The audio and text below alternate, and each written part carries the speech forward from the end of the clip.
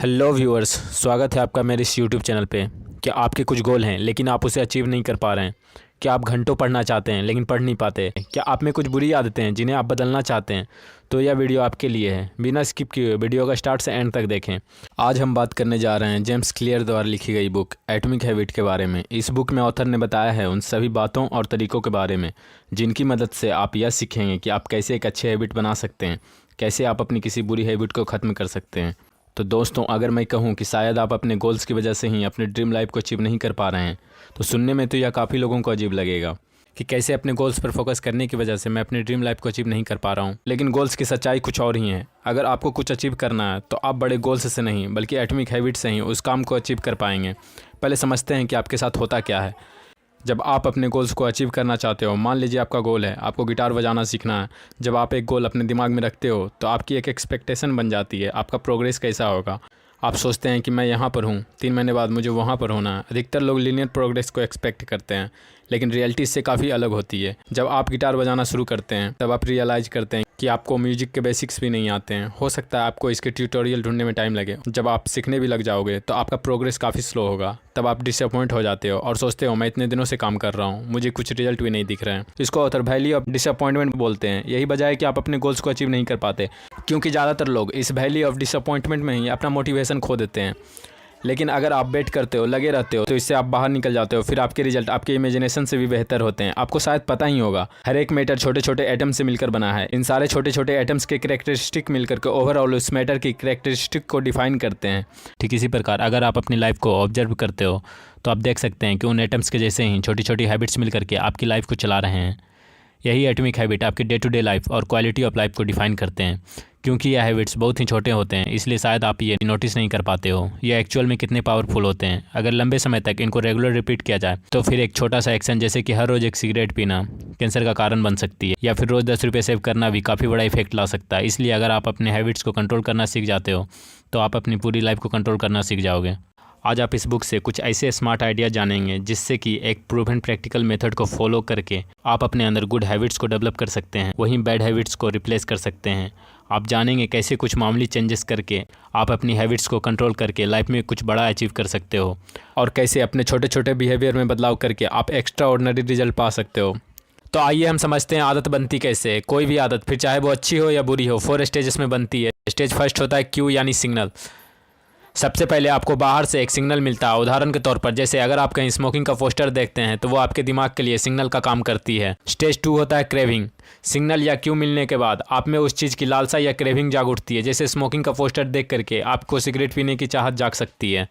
Stage 3 होता है response. फिर आप उस लालसा या इच्छा को रिस्पॉन्स देते हो, यानी उस काम को करने लगते हो। जैसे स्मोकिंग का पोस्टर देख करके आप में डिजायर आने के बाद फिर आप सिगरेट पीने लग सकते हो।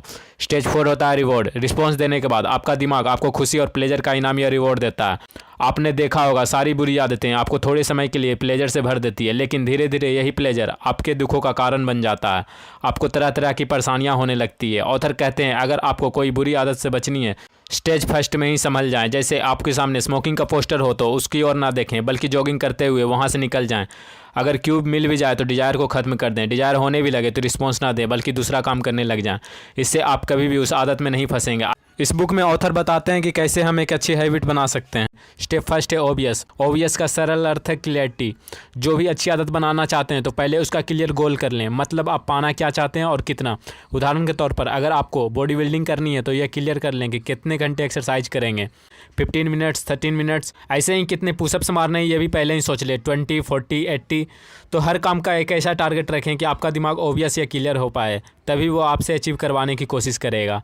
स्टेप 2 है अट्रैक्टिव। गोल को अट्रैक्टिव यानी मज़ेदार बनाएं। दोस्तों, आप भी कोई गोल अचीव नहीं कर पाएंगे अगर आपको वो बोझ लगता है, इसलिए उसे अट्रैक्टिव बनाना बहुत ज़रूरी है। इसके बहुत से तरीके हो सकते हैं। जैसे आप अपने दिमाग को कह सकते हैं कि मैं आज एक्सरसाइज करूंगा तभी अपना फेवरेट शो देखूंगा।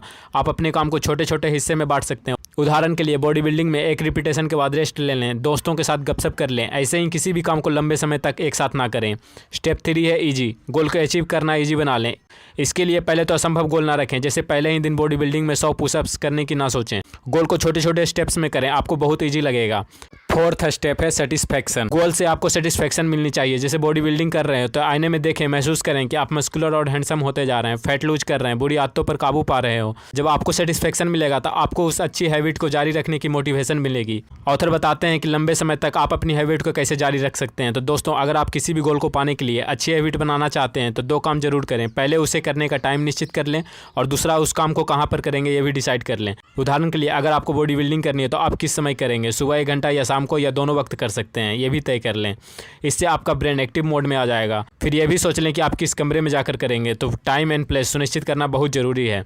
ऑथर बताते हैं कि कैसे आपकी इन्वायरमेंट का असर आपकी हैबिट पर पड़ता है।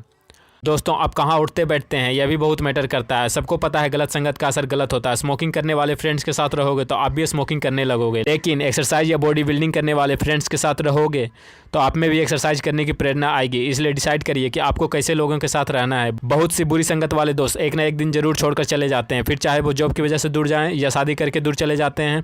कोई हमेशा आपके साथ नहीं रहने वाला, लेकिन जो बुरी या अच्छी आदत वो देकर जाएंगे वो जिंदगी भर आपका पीछा नहीं छोड़ेगी। इस बुक में ऑथर बताते हैं कि कैसे हम अपनी बुरी आदतों से बच सकते हैं।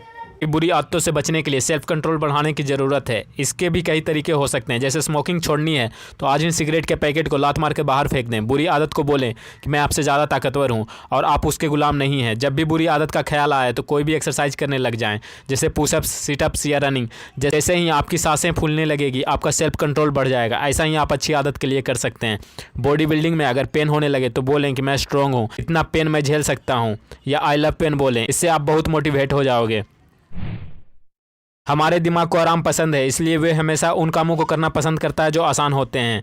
तो अगर आपको एक नई आदत बनानी है तो आपको उसे आसान बनाना होगा कि आप उसे आसानी से अपना लें। ठीक इसी तरह अगर आपको एक बुरी आदत को छोड़ना है तो आपको उसे इतना मुश्किल बनाना होगा कि आप उसे छोड़ दें।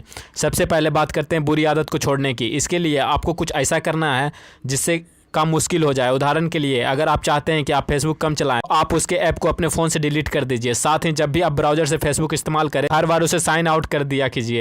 इस तरह से आपको फेसबुक चलाने के लिए बार बार गूगल पर उसे सर्च करके बार बार लॉगिन करना होगा और आप आसानी से इसे छोड़ देंगे।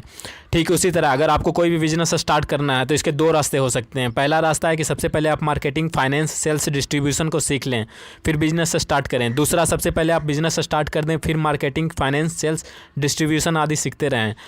अगर आप पहला रास्ता चुनते हैं जो कि मुश्किल है तो आपको तो ऐसे सालों वेस्ट हो जाएंगे। हो सकता है कि आप बीच में ही डिसअपॉइंट हो जाएं और आप छोड़ दें। इसलिए पहले आप स्टार्ट कर दें और साथ साथ सीखते रहें। दूसरा तरीका यह है कि आप किसी आदत को अपनाने के लिए 2 मिनट के नियम को अपनाएं। हमारा दिमाग छोटे कामों को पसंद करता है क्योंकि वो जल्दी खत्म हो जाते हैं। इसलिए आप खुद से यह मत कहिए कि मैं हर हफ्ते एक किताब पढ़ूंगा, बल्कि यह कहिए कि आप सिर्फ 2 मिनट तक सिर्फ 2 पेज पढ़ेंगे। इस तरह से हर रोज़ आप यह छोटे छोटे काम करते रहेंगे और एक समय आएगा कि आपको इसकी आदत पड़ जाएगी। इन सब के लिए सबसे पहले आपको शुरुआत करनी होगी। बिना उसके आप कभी भी अपनी मंजिल तक नहीं पहुंच पाएंगे।